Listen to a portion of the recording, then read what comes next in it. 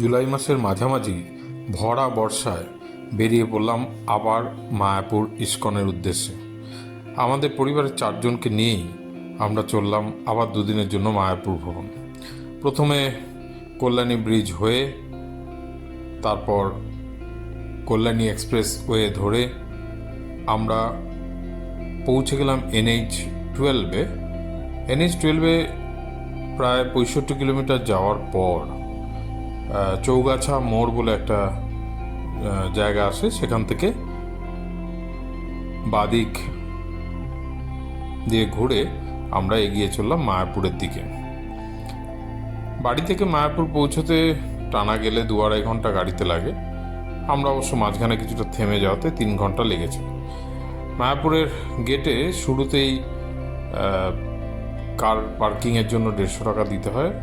তারপর আমরা এগিয়ে চললাম ঈশদন ভবনে। এবার কিন্তু আমাদের বুকিং ছিল না কোনো। আমরা গদা ভবনে গিয়ে অফলাইন বুকিং করে তারপর ঈশদন ভবনে ঢুকছি। এবার আমরা নিয়েছিলাম 4 বেড AC রুম, যার রিভিউ আপনাদের এই ভিডিওতে দিলাম।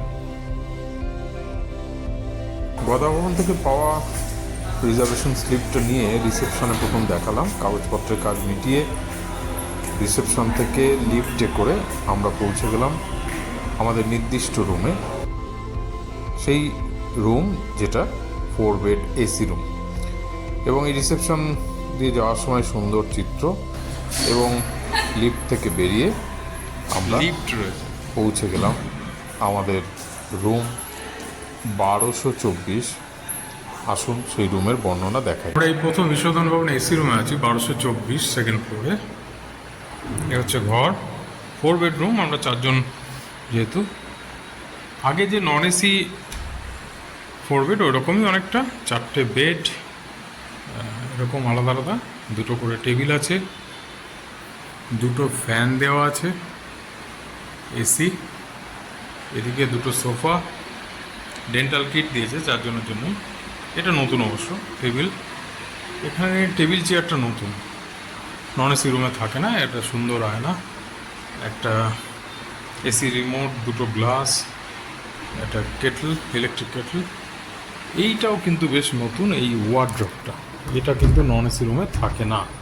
এবং তাতে কম্বল দেওয়া আছে, আগে থেকেই টাওয়াল দেওয়া আছে। এই হচ্ছে পর্দা, দিকটা দেখা যাচ্ছে।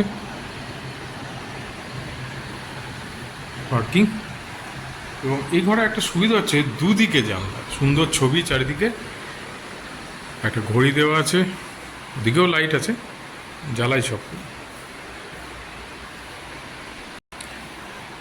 এবং এর আরেক দিকে জানলা থাকাতে বেশ দুদিক থেকে একটা ব্যালকনি ভিউ মতো আছে। এদিকে এদিক ভিউ খুব সুন্দর ঘরটা। নন AC 4 বেডের মতোই সাজানো গোছানো। এদিকে একটা যেমন জায়গা থাকে, বেসিন, কল, কিছু জিনিস রাখার জায়গা, একটা ডাস্টবিন। এদিকে ওদের তো ড্রিঙ্কিং ওয়াটার দেওয়া থাকে। আসুন ওয়াশরুম দেখাই। ওয়াশরুমটা কিন্তু একদম ডিফারেন্ট নন AC 4 বেডের থেকে। বিশাল আয়না, বেসিন, কমোড, এদিকে সুইচ, প্রচুর আলো এবং ইন্টেরিয়র ডেকোরেশন ভালো। ওদিকে গিজার, স্নান করার জায়গাটা একদম ডেডিকেটেড আলাদা। এবং সেখানে সমস্ত জিনিস, শাওয়ার থেকে, হ্যান্ড শাওয়ার থেকে সব দেওয়া আছে, সাবানও দেওয়া আছে ওখানে। ওয়াশরুমে এরকম একটা জিনিসপত্র রাখার জায়গা, ওয়ার্ড্রপ মতো দিয়েছে। এখানে দিয়েছে হ্যান্ড ওয়াশ, এদিকে দেখুন সাবান দিয়েছে। এই যে সুন্দর সুন্দর ছবি রয়েছে, 3টি ভাষাতেই ভগবদ্গীতা দেওয়া রয়েছে, যার ইচ্ছে পড়ে আবার ওখানে রেখে দিতে হবে। কিছু নিয়মকানুন এখানে লেখা আছে। কিট কী কী দিয়েছে দেখুন। এরকম একটা কাঠের নাকি ব্রাশ, আর একটা ছোট পেস্ট, প্রত্যেকের জন্য আলাদা আলাদা করে, 4 জনের 4টে দিয়েছে। ঈশদন ভবনের বাইরেই দাঁড়িয়ে থাকে এই ব্যাটারির গাড়ি, যা আপনাকে বিনা পয়সায় পৌঁছে দেবে এই ক্যাম্পাসের মধ্যে বিভিন্ন স্থানে।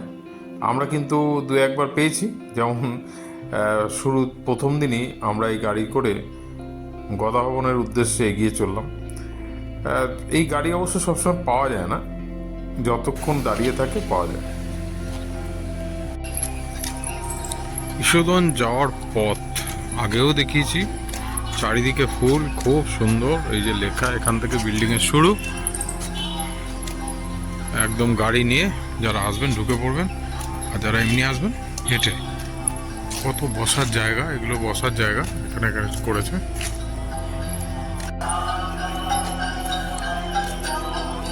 গরমে যান, শীতে যান, বর্ষা যান, ঈশোধন ভবনের সামনে ফুল, গাছ, সবুজ, এর কোনো অভাব নেই। শুধু এখানেই সময় কাটানো যায়।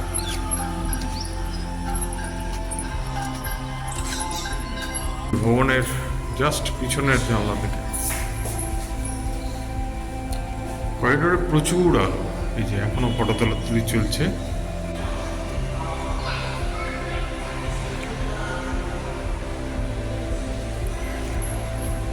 চলো, এ হচ্ছে গদা ভবন, এদের প্রশাসনিক ভবন। এখানে থাকতেও পারেন, অফলাইনে বুক করলে সকাল 9:30টার মধ্যে এখানে চলে আসবেন। ফার্স্ট ফ্লোরে প্রশাসনিক ভবনে গিয়ে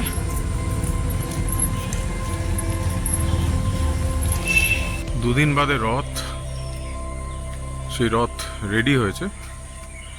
গুড মর্নিং সবাইকে। একটু সকালে ঘুরতে বেরিয়েছি দুজনে, এই যে আরেকজন। এক্ষুনি বেরিয়ে যাব আমরা।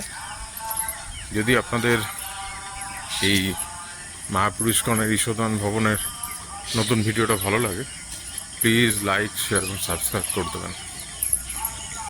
হরে কৃষ্ণ, সবাই ভালো থাকবেন এই আশা নিয়ে এই ভিডিও শেষ করছি।